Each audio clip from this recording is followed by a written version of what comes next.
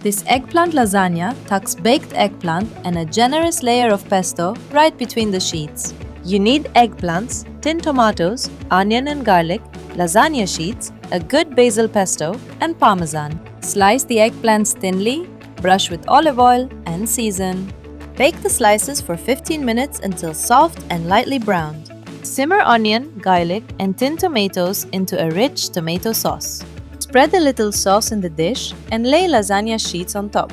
Add more tomato sauce, then layer the baked eggplant over it. Spread a generous layer of pesto right over the eggplant. Finish with grated parmesan and bake until golden and crisp.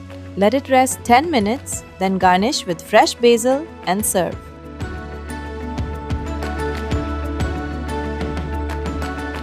The full printable recipe is linked below.